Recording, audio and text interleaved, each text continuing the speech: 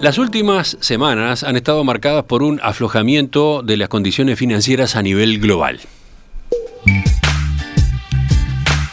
En contraste con lo que venía observándose en los meses anteriores, las tasas de interés a plazos largos en Estados Unidos cayeron en el mes de noviembre.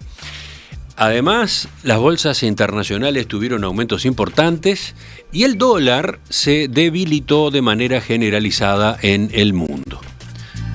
¿Qué hay detrás de esta mejora en el escenario financiero internacional? ¿Qué impactos pueden tener estos movimientos acá en Uruguay? Vamos al tema. Estamos con Matías Consolandich, de la consultora Exante. Matías, ¿qué tal? Buen día, ¿cómo estás? Buen día, Romina. Muy bien, ¿y ustedes? Muy bien. Matías, a ver, hace poco más de un mes conversábamos contigo que el panorama internacional se había deteriorado y que las tasas de interés alcanzaron en Estados Unidos niveles sin precedentes en más de una década. ¿Qué tan importante fue el cambio que vimos desde ahí, desde aquella conversación, a esta parte? Y fue bien importante. A ver, en ese momento, Romina, estábamos viendo un aumento preocupante, si se quiere, de las tasas de interés a plazos largos en Estados Unidos. Como siempre decimos, las tasas de interés allá son una variable clave para fijar el costo de crédito en dólares en muchos países y para la configuración de las condiciones financieras en el mundo en un sentido mucho más amplio. Los rendimientos de estos bonos a plazos de 10 o 30 años llegaron a tocar máximos arriba del 5% a fines de octubre, que eran niveles de tasas que no veíamos hace 20 años. Sin embargo, desde entonces las tasas han venido cayendo y el retorno a 10 años, por ejemplo, está en torno a 4,2% anual. Es un valor que sigue siendo alto para los parámetros que vimos en los últimos años, pero que de todos modos pauta una caída considerable, si se quiere, frente a lo que teníamos en octubre. Bien, ¿y a qué obedeció ese ajuste, Matías? En la prensa internacional se hacía referencia a que, bueno, habían crecido las expectativas de que la Reserva Federal pueda bajar las tasas más de lo previsto. ¿Esa es la razón o hay otros factores que lo expliquen? Ese probablemente sí es un elemento. La caída puede estar recogiendo cierto arbitraje con la expectativa de que la Fed tenga espacio para recortar la tasa de referencia, que es una tasa de muy corto plazo, en una magnitud mayor a la que se asumía algunas semanas atrás. Hoy los mercados esperan que esos recortes ya empiecen en el primer trimestre, digamos, del año que viene, entre enero y marzo, y que durante todo 2024 sean de unos 125 puntos básicos, lo que nos dejaría una tasa que hoy está en 5,4% anual, que vaya hasta 4,1% anual. Ese ajuste de las expectativas tuvo lugar después de que las ofertas de puestos de trabajo en Estados Unidos llegaran al nivel más bajo en 2 años y que la inflación fue algo más baja de lo que se esperaba en octubre. Eso, con el hecho de que las expectativas de inflación en ese país para el año que viene están ancladas ligeramente arriba del objetivo de 2% de la Fed, hace prever que la política monetaria podría tener lugar para flexibilizarse un poco más de lo que se preveía. Ahora, cuando conversábamos hace un mes sobre estos temas, decíamos que un elemento fundamental que podía estar detrás de la suba de las tasas era que veíamos una menor demanda estructural de estos títulos, digamos. La Fed, por un lado, está reduciendo su balance monetario, demandando menos bonos americanos.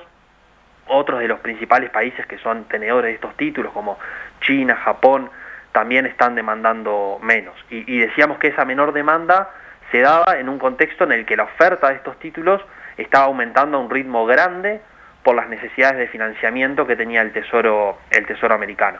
Bueno, desde entonces el Tesoro anunció un plan de endeudamiento para el próximo trimestre que contempla una menor oferta de la prevista de estos títulos a plazos extensos y que básicamente implica financiarse con la emisión de instrumentos de plazos más cortos.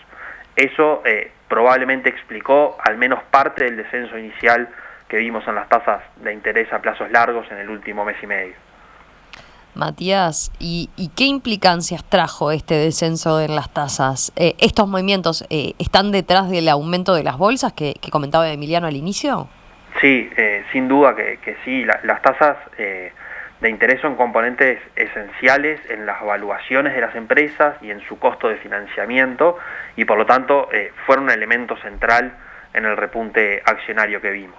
En Estados Unidos, por ejemplo, el índice Standard & Poor's 500, que es un índice que nuclea a las 500 empresas más grandes de ese país, aumentó más de 10% desde octubre. Hoy está en unos 4.600 puntos, que es el nivel más alto en el que estuvo durante todo el año, y que marca un incremento de casi 20% frente a los valores que teníamos a fines de 2022.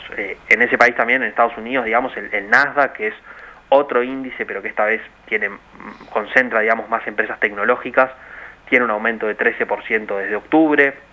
Esos aumentos también se vieron en otros mercados. Las bolsas europeas, por ejemplo, con ganancias alrededor del 10% en esa comparación. En los mercados emergentes vimos incrementos de entre 5 y 10% en las bolsas de Brasil, de México, de Chile, de Colombia. Allí en los mercados emergentes la excepción más relevante sigue siendo China. El índice de Shanghái cayó en esa comparación. De hecho, en lo que va del año tiene una caída de casi 5%, y eso se da incluso partiendo desde niveles muy bajos a fines de 2022. Acá, Romina, y como comentamos durante varias ocasiones este año en el programa, el mal desempeño de las acciones en China está explicado en buena medida por el pobre dinamismo económico que vimos en esa economía y por la salida de capitales que se ha registrado en los últimos meses. Pero sacando este último caso, en definitiva, la suba de las acciones de las últimas semanas fue bien generalizada y nos volvió a dejar en un lugar en el que los índices acumulan ganancias muy importantes en lo que va de 2023, digamos, ya prácticamente en todo este año. Matías, ¿y qué otro efecto, ¿no?, tuvo este cambio de escenario financiero? Emiliano mencionaba, por ejemplo, que el dólar se debilitó en el mundo. ¿Eso estuvo detrás de la caída que vimos acá en Uruguay, en nuestro país? Sí, esta vez, digamos, Uruguay se plegó un poco a lo que fue el comportamiento del dólar en el mundo. El dólar se debilitó de forma muy marcada en el último mes y medio, quebró con esta tendencia al alza que veníamos viendo desde julio. No volvimos al mismo lugar, pero los movimientos de las últimas semanas revirtieron buena parte de los aumentos que veíamos desde julio.